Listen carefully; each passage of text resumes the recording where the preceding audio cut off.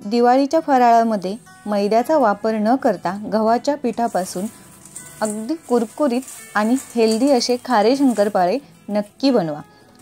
हे शंकरपाळे अगदी कमी तेलकट आणि मस्त कुरकुरीत बनतात, त्यामुळे लहानांपासून मोठ्यांना सर्वांनाच खायला आवडतात। आणि आपण हे मैद्याशिवाय करतो, त्यामुळे हे हेल्दी सुद्धा असतात, याचा कुठलाही त्रास आपल्याला होत नाही। यासाठी आपल्याला लागणार आहे आपलं रोजच्या वापरातलं गव्हाचं पीठ। इथे साधारण 4 वाट्या गव्हाचं पीठ घेतलेलं आहे। यामध्ये छोटी वाटी बेसन पीठ टाकायचे किंवा अर्धी वाटी बेसन पीठ टाकायचं आहे। हे बेसन पीठ ऑप्शनल आहे, नाही टाकलं तरी देखील तुमचे शंकरपाळे अगदी छान खुसखुशीतच होतात। तर यामध्ये आपल्याला आता काही मसाले टाकायचे। तर इथे मी 1.5 चमचा मीठ घेतलेला आहे, त्यानंतर 1 चमचा कलोंजी म्हणजे कांद्याचं जे बी असतं ते, त्यानंतर 1 चमचा ओवा, 1 चमचा जिरी पावडर, 1.5 चमचा पांढरे तीळ आणि आमचूर पावडर घेतलेली आहे। यामध्ये जे उपलब्ध आहेत तेच मसाले वापरले तरीही चालतील। बऱ्यापैकी हे सगळं आपल्या घरात उपलब्ध असतं, पण त्यातील एखादा पदार्थ नसेल तरी हरकत नाही। आमचूर पावडर ऐवजी तुम्ही चाट मसाला वापरलात तरीही चालणार आहे। कलोंजी नसेल तर हरकत नाही, काळे तीळ वापरा किंवा नसेल तरीही चालणार आहे। पिठाच्या प्रमाणानुसार तुमचं यातील मसाल्यांचं किंवा मिठाचं प्रमाण कमी जास्त होऊ शकतं। हळद सुद्धा तुम्ही टाकू शकता, पण हळदीने अगदीच ते पिवळे पिवळे दिसतात। जर तुम्हाला आवडत असतील तर त्यामध्ये हळद टाकू शकता।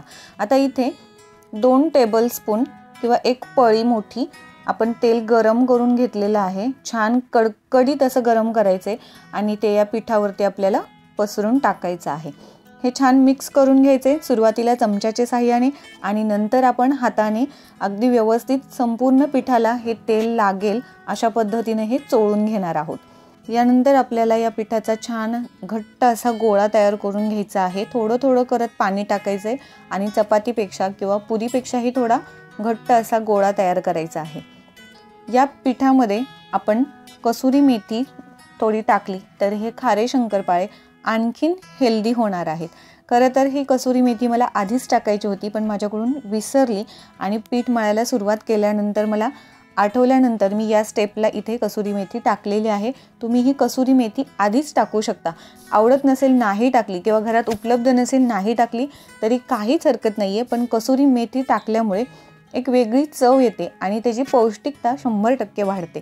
त्यामुळे फक्त दिवाळीतच नाही तर कोणत्याही सीझनमध्ये मुलांना छोट्या भुकेच्या खाऊसाठी किंवा डब्याला देण्यासाठी अशा प्रकारचे घरगुती स्नॅक्स आपण बनवू शकतो। तर इथे मी पिठाचा घट्ट असा गोळा तयार करून घेतलेला आहे।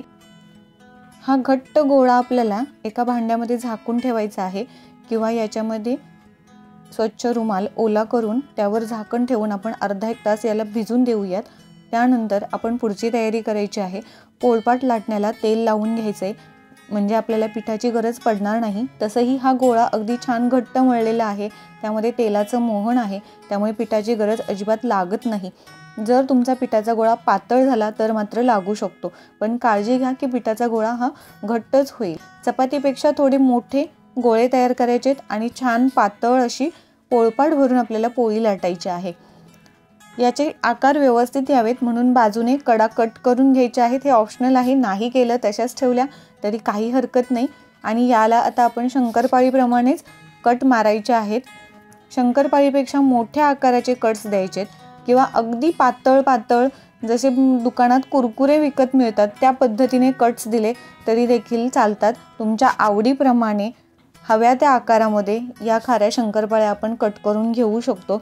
अगदी कशाही केल्या तरी या शंकरपाळ्या चुकत नाहीत, फसत नाहीत। या शंकरपाळ्यांची रेसिपी इतकी सोपी आहे, कोणीही बनवू शकतो आणि अगदी कधीही तुमच्या मनामध्ये आलं की आता आपल्याला ही रेसिपी बनवायची आहे तर याच्यासाठी लागणारं सर्व साहित्य आपल्या घरात नेहमीच उपलब्ध असतं आणि यामध्ये आपण आवडीप्रमाणे हव्या त्या चवीनुसार मसाले किंवा कुठलाही एखादा पदार्थ मिक्स करू शकतो किंवा नसेल तरीही याच्या चवीमध्ये फार काही फरक पडत नाही। कशाही केल्या तरी अगदी मस्त कुरकुरीत लागतात। शंकरपाळ्या तळताना सुद्धा काही टिप्स लक्षात ठेवणं गरजेचं आहे की जेणेकरून या शंकरपाळ्या छान कुरकुरीत राहतील आणि चवीला देखील छान लागतील।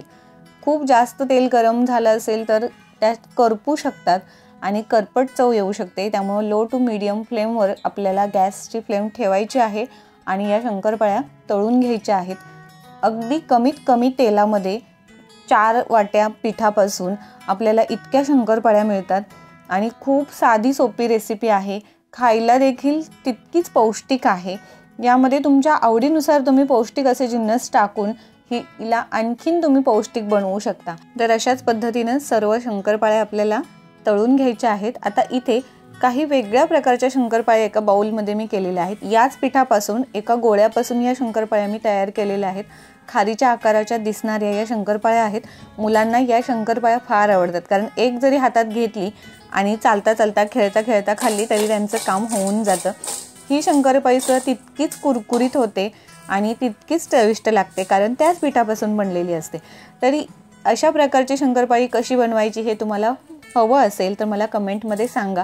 याचा एक वेगळा व्हिडिओ मी बनवून तुम्हाला दाखवेन, कारण या शूटिंगमध्ये मी त्या प्रकारच्या शंकरपाळीचं शूटिंग केलेलं नव्हतं, नाहीतर इथेच तुम्हाला मी ती पद्धत देखील दाखवली असती. मला अगदी खात्री आहे की ही रेसिपी तुम्हाला नक्की आवडली आहे आणि या दिवाळीला ही नक्की ट्राय करणार आहात.